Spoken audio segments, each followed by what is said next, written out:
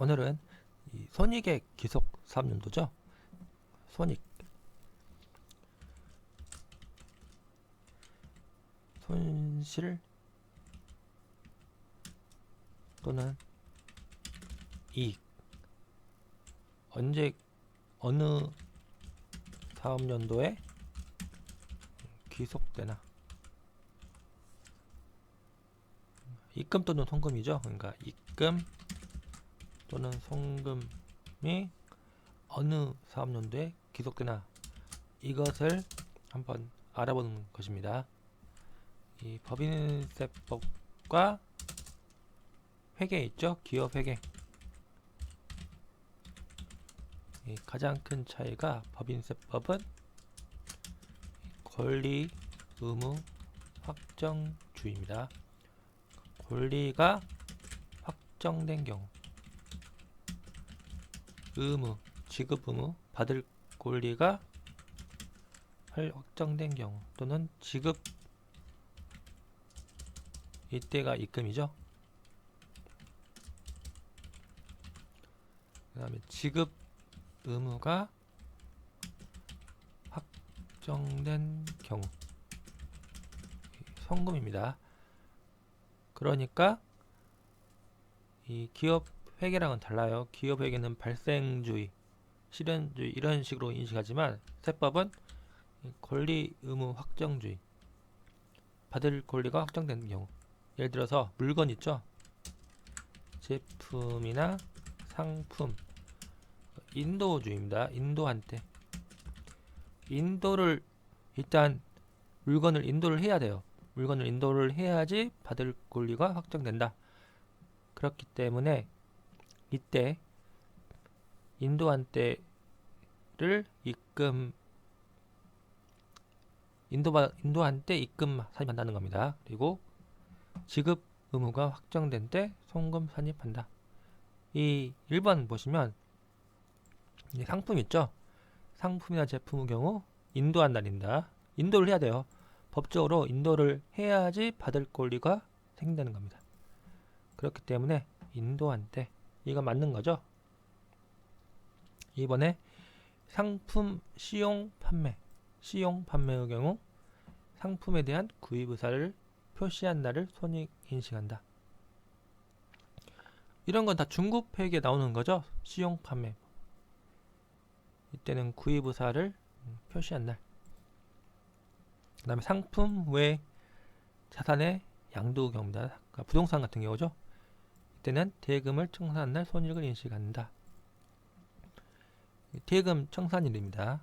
대금을 전부 청산한 날. 다만 대금을 청산하기 전에 소유권 이전 등기하다. 이전 등기하신 거 아시죠? 법원에 등기하는 겁니다. 부동산 등기. 법원에 등기를 한다. 또는 당해 자산을 인도하거나 상대방의 당해 자산을 사용 수익하는 경우는 이전 등기일, 인도일 또는 사용 수익일 중 빠른 날로 한다 라는 겁니다. 이 빠른 날로 한다는 것은 세금 낼 시기가 빨라진다는 겁니다. 세금 낼 시기가 빨라진다. 최대한 빨리 세금을 걷기 위한 규정이다 라고 생각하시면 되겠습니다. 4번 보시면 자산의 위탁 판매. 위탁 판매 아시죠? 자기가 직접 하는 게 아니라 수탁자한테 물건을 맡기는 겁니다. 대표적인 게 서점 있죠.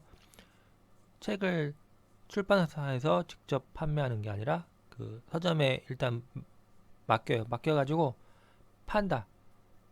수탁자가 서점이죠. 서점이 위탁자단 책을 매매한 날 손익 인식한다. 그리고 만약 안 팔리면 다시 반품시키는 겁니다.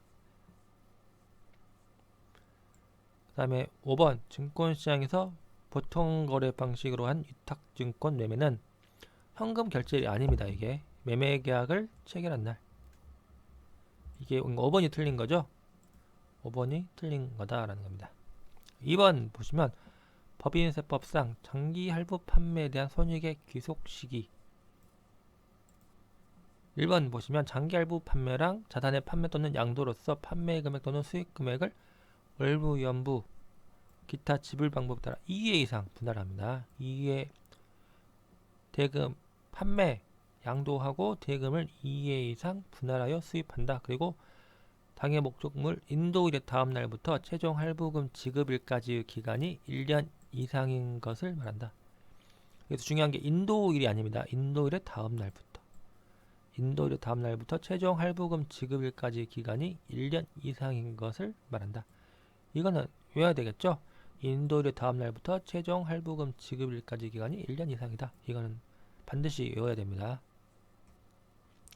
2번 보시면 법인이 장기 할부 조건으로 자산을 판매하거나 양도한 경우 판매 또는 양도한 자산의 인도일이 속하는 사업연도에 결산을 확정함에 있어서 당해 사업연도에 회수하였거나 회수할 금액과 이해되어가는 비용을 각각 수익과 비용으로 계산한 경우에는 중요한 게 이거죠. 장기 할부 조건입니다. 장기 할부 조건으로 자산을 판매하거나 양도한 경우로서 그리고 결산을 확정함에 있어서 회사가 장부에 회수하였거나 회수할 금액을 수익으로 계산한 경우입니다. 그리고 이에 대응하는 비용은 비용으로 계산한 경우.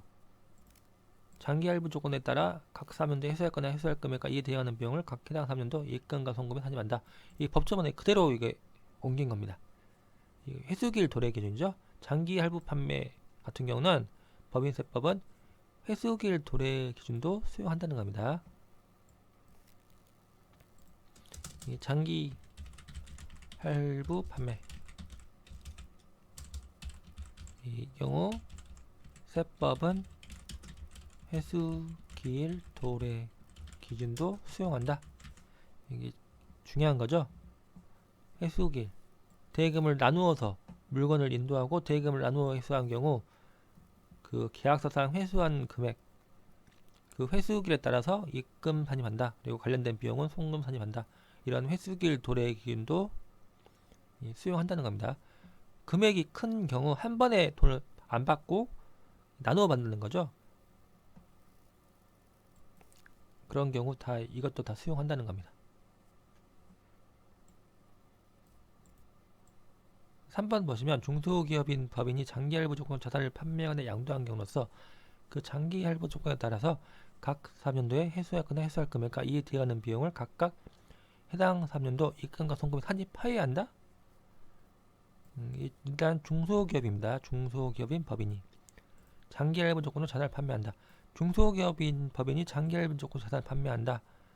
근데 중요한 게 이 회수하였거나 회수할 금액과 이에 대하는 비용을 해당 사업연도에 입금과 송금에 산입할 수 있다는 거죠. 이 중소기업 같은 경우는 장기 할부 판매의 경우 회수기일 도래 기준으로 신고 조정할 수 있다. 그러니까 할 수 있다는 겁니다. 해야 한다는 게 아니라 할 수 있다. 그러니까 3번이 틀린 겁니다. 4번 보시면 장기 할부 조건으로 자산을 판매하는 양도함으로써 발생한 채권에 대해서 기업회계 기준이 정하는 바에 따라서 현재 가치 평가한다. 그리고 현재 가치 할인 자금 계산한 경우 이것도 세법 수용합니다. 장기 할부 조건으로 판매하는 경우 현재 가치 평가 수용한다. 그렇기 때문에 현재 가치 할인 자금은 해당 채권의 회수 기간 동안 기업회계 기준이 정하는 바에 따라서 환입하였거나 환입할 금액을 각 사면도 입금 환입한다. 이거 맞는 질문입니다. 세법은 장기 할부 판매에 대해서 현재 가치 평가도 수용한다. 기업회계를 한 거에 대해서 인정해 준다는 겁니다.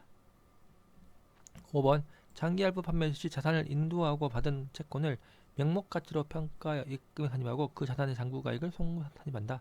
장기 할부 판매는 원칙은 명목가치 평가합니다. 장기 할부 판매는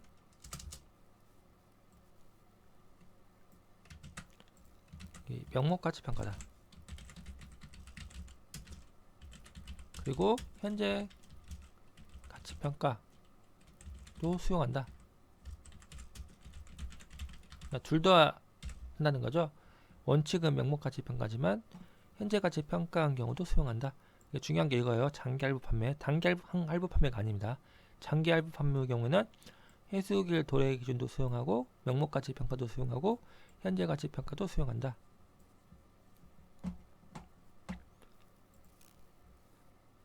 이 3번 보시면 장기 할부 판매에 대한 손익의 기속 시기에 관한 설명 중 옳지 않는 것입니다. 장기 할부 판매는 인도 기준과 해수길 도래 기준을 모두 인정한다. 그러니까 세법입니다. 세법은 인도 기준도 인정하고 해수길 도래 기준도 인정한다. 이 해수길 도래 기준은 그 계약서 있죠. 계약서상 언제 몇 월 며칠에 회수한다. 이런 그 계약서에 명시된 날 이때 입금 그리고 관련된 금액은 송금으로 인식한다는 겁니다. 실제로 현금 회수 기준 아니에요. 현금 회수 기준이 아니라 회수길 도래 기준이다. 현금 회수 기준하고 회수길 도래 기준 이 두 개는 다르다는 겁니다. 현금 회수 기준은 실제로 현금을 회수한 날, 회수길 도래 기준은 계약서상 받기로 한 날. 그러니까 둘이 다르다는 겁니다. 현금 회수 기준과 회수길 도래 기준은 다르다. 아시겠죠? 그다음에 이번 중소기업은 장기 할부 판매에 대해서 회수길 도래 기준으로 신고 조정할 수 있다. 배웠죠? 이 중소기업은 장기 할부 판매에 대해서 회수길 도래 기준으로 신고 조정할 수가 있다라는 겁니다. 3번 보시면 중소기업이 아닌 법인이 장기 할부 판매에 대해서 중소기업이 아니라는 겁니다. 장부상 인도 기준이다. 인도 기준으로 손익을 인식한 경우 이게 맞는 거죠? 장기 할부 판매가 원칙은 인도 기준입니다. 인도 기준이다.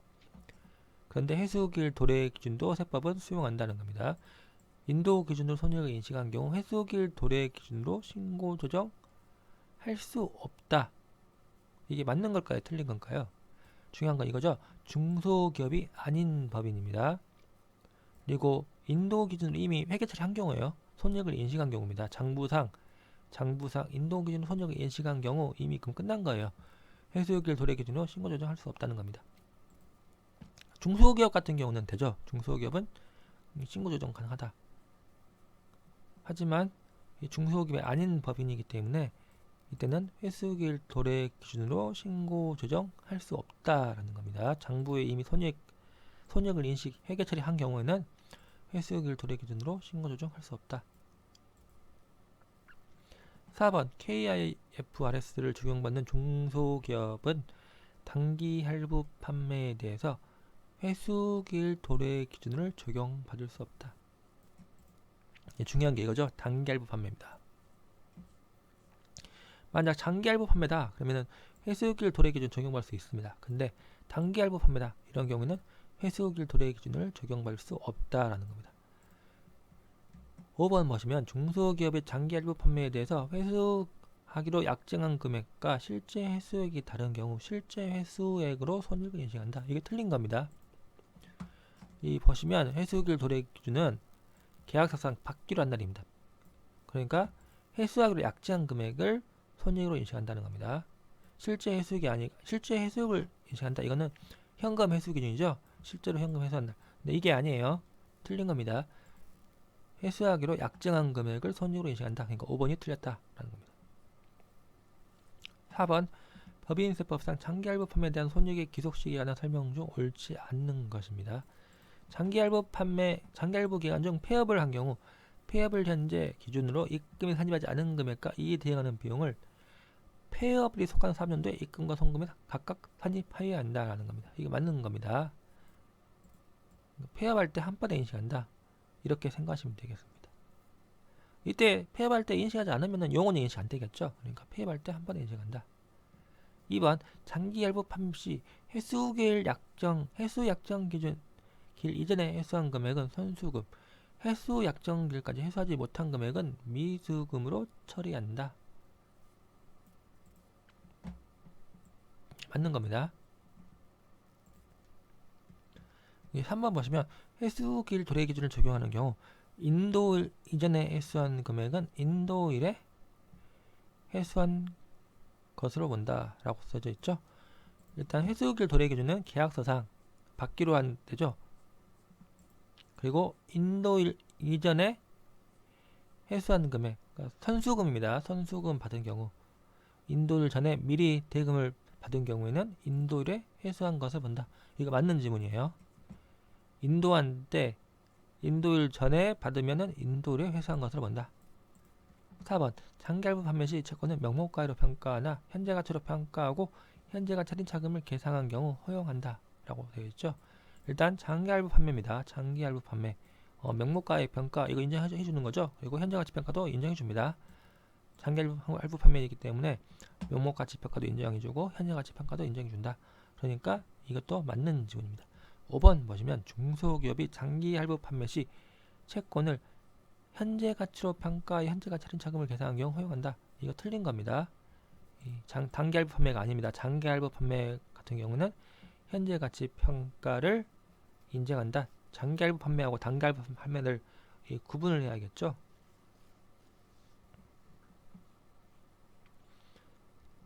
장기할부 판매는 명목가치 평가 인정해주고 현재 가치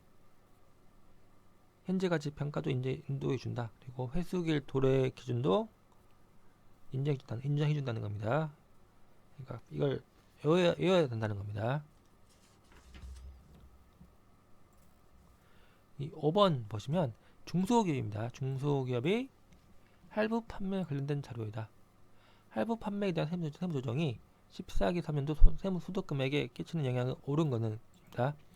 모든 할부 판매는 인도일이 속한 달의 말일부터 매월 100만원씩 할부 기간에 걸쳐 대금을 회수하기로 약정하였다. 이 거래 일 보시면 제품 인도일이 2020년 11월 1일 그리고 할부 기간이 10개월입니다. 그럼 이거는 단기 할부 판매죠. 이 인도일이 속한 달의 말일부터 매월 100만원씩 할부 기간에 걸쳐 대금을 회수하기로 약정했다는 겁니다. 단기 할부 판매는 인도 기준입니다. 단기 할부 판매.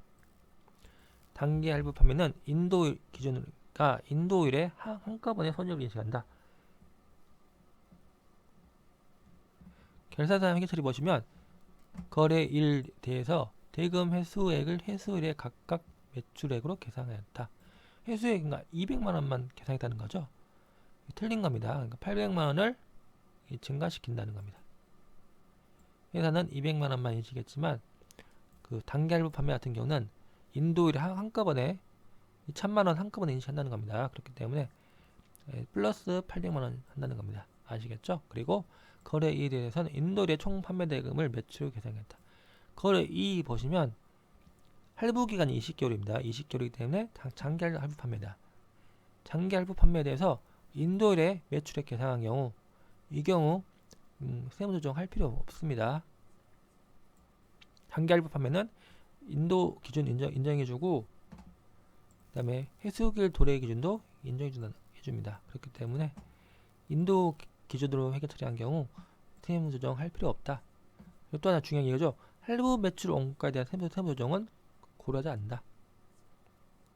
원래 이 문장이 없다. 그러면은 할부 매출 원가도 인식을 해야 하지만 지금 이 할부 매출 원가에 대한 세무조정은 고려하지 않는다. 그렇기 때문에 이거는 고려하지 않습니다. 그러므로 답은 3번이겠죠. 800만원 증가. 6번 보시면 이 중소기업이 아닙니다. 중소기업이 아닌 법인이다. 할부 매출에 대한 세무조정을 하고자 한다. 세무조정을 통해 감소될 수 있는 제12기 3년도 소득금액은 얼마인가 라고 써있죠. 12기 3년도 초에 원가 500만원의 상품을 750만원에 할부 판매했다.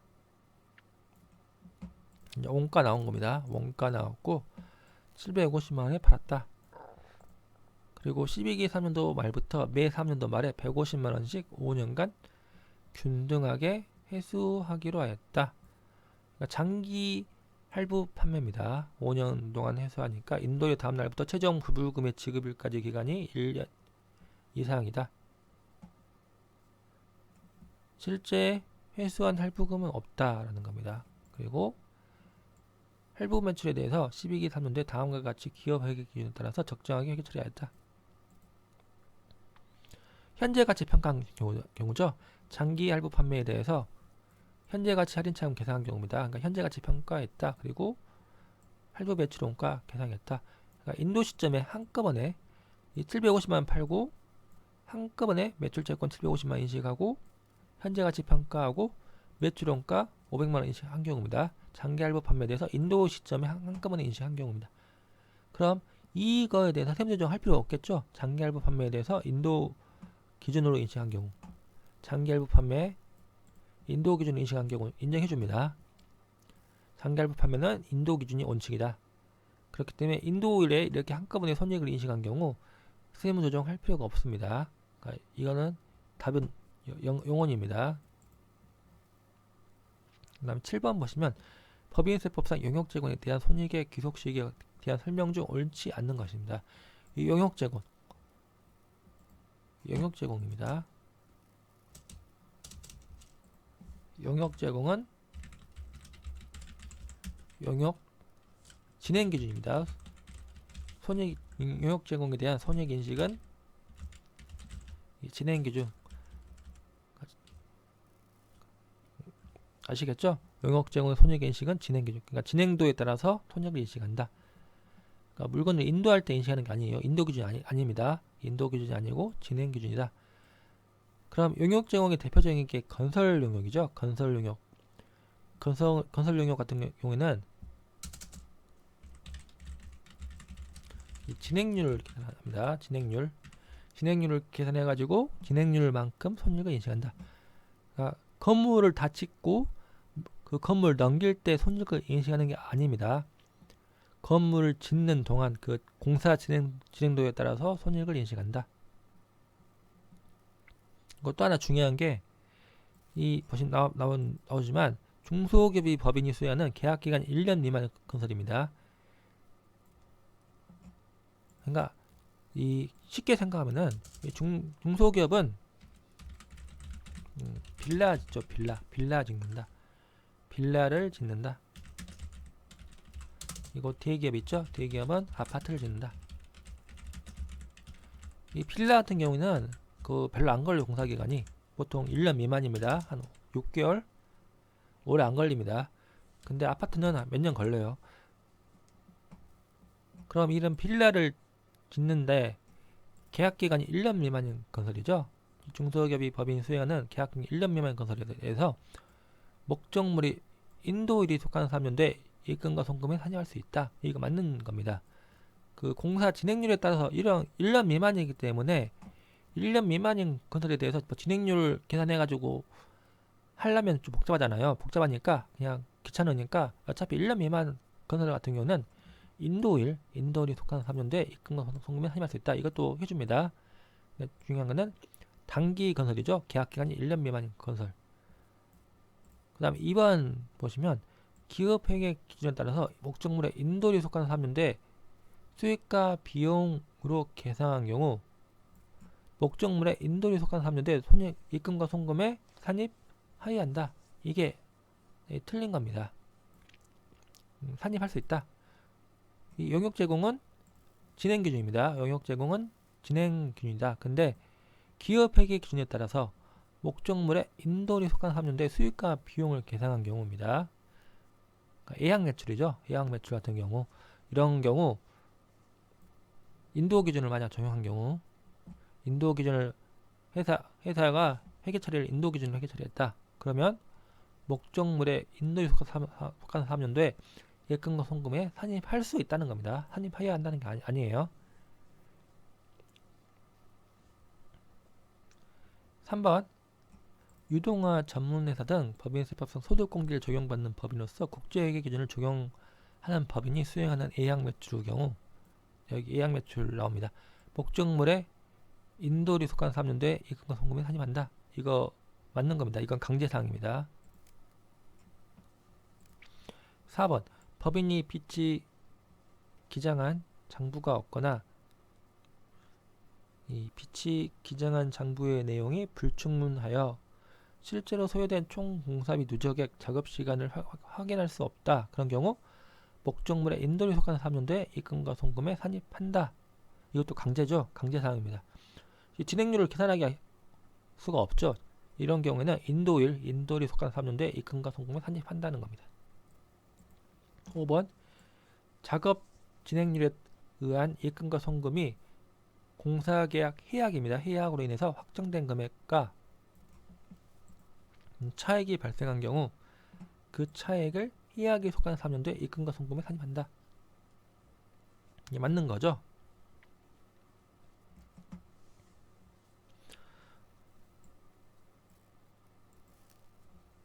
그 다음에 6번 보시면 용역 제공에 대한 손익의 귀속시기에 대한 설명 중 옳지 않는 것입니다. 이 중소기업이 단기 건설 용역, 그러니까 1년 미만 건설이죠. 이거를 제공한 경우 진행 기준을 적용한다. 이거 맞는 겁니다. 용역 제공은 손익인식이 진행 기준이다. 아시겠죠?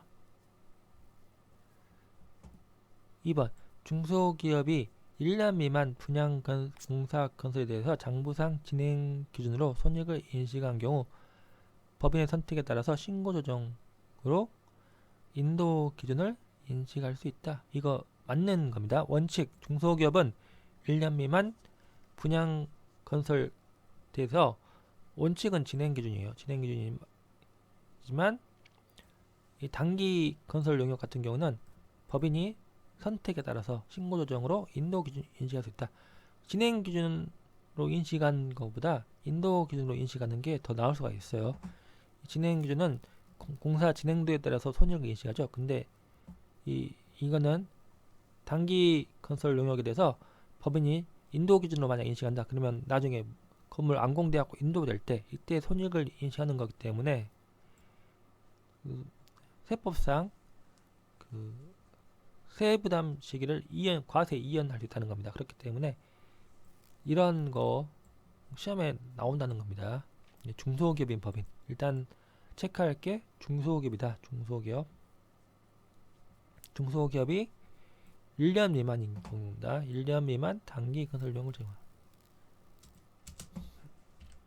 중소기업이 1년 미만 단기 건설 영역을 제공한 경우 이 경우 인도 기준으로 신고 조정할 수 있다. 그럼 손익 과세 시기가 나중에 인도 기준으로 바뀐다는 겁니다. 그러니까 단기 건설 영역도 원칙은 진행 기준이지만 인도 기준으로 신고 조정할 수 있다. 3번 장기 예약 매출 공사. 예약 매출 아시죠? 이게 예약 매출은 제품이나 상품 있죠? 상품의 판매를 미리 예약한다는 겁니다. 예약. 예를 들어서 아파트 있죠? 아파트 분양 방식에 의한 분양 방식 있죠?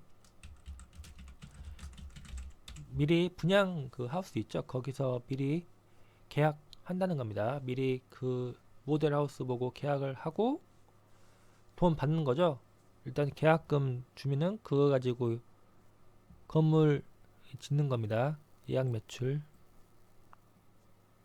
대금의 일부만 먼저 받고 아파트를 짓고 나중에 넘긴다는 겁니다. 그럼 이런 장기 예약 매출 공사대에서 기업 회계 기준에 따라서 목적물에 인도리 속하는 사업연도에 수익과 비용을 계산한 경우 세금 조정하지 않는다. 이거 맞는 거죠? 목적물의 인도일 이 기업 회계 기준에 따라서 목적물의 인도리 속하는 사업연도에 회사가 수익과 비용을 계산한 경우 세법은 세무 조정할 필요 없습니다. 여기에 대해서 진행 기준이 원칙이지만 세법은 진행 기준이 원칙이지만 이렇게 기업 회계 기준에 따라서 인도일이 속한 사업연도에 수익과 비용을 계산한 경우 세무 조정하지 않는다. 4번 중소기업이 장기 건설 용역을 제공한 경우 인도 기준 적용할 수 없습니다. 단기 건설 용역 있죠? 1년 미만 단기 건설 용역에 대해서만 회사가 인도 기준 인식할 수 있고 장기 건설 용역은 인도 기준을 적용할 수 없다라는 겁니다. 5번 보시면 중소기업이 단기 건설 용역을 제공한 경우 진행 기준과 인도 기준 중 선택하여 손익을 인식할 수 있다. 중요한 게 이거죠. 중소기업이 단기 건설 용역을 제공한다. 그런 경우 진행 기준과 인도 기준 중 선택해서 손익을 인식할 수 있다. 이건 맞는 겁니다. 항상 생각할 게 중소기업이 1년 미만 단기 건설 용역을 제공한다. 중소기업이 1년 미만 단기 건설 용역을 제공한 경우 인도 기준으로 신고 조정할 수 있다는 겁니다. 그 다음에 9번 보시면 소홍건설 중소기업입니다. 중소기업이 22 사업년도 도급공사와 관련된 자료이다. 세무조정으로 옳은 것은 이 보시면 진행 기준으로 수익과 비용을 계산서에 인식하였으며 세부담 취소를 가정한다 라고 되어 있습니다. 그러니까 진행 기준을 했으니까 맞는 거죠. 진행 기준. 이 용역 제공은 진행 기준이다. 용역 제공은 진행 기준이다. 회사가 진행 기준으로 수익과 비용을 회계 처리했다. 그러면 세무 조정 없다. 할 필요 없다는 겁니다. 하지만 이 세부담 취소를 가져간다는 경우죠. 그럼 단기 이 건설 용역의 경우 신고 조정, 그 다음에 인도 기준으로 인식한다는 겁니다.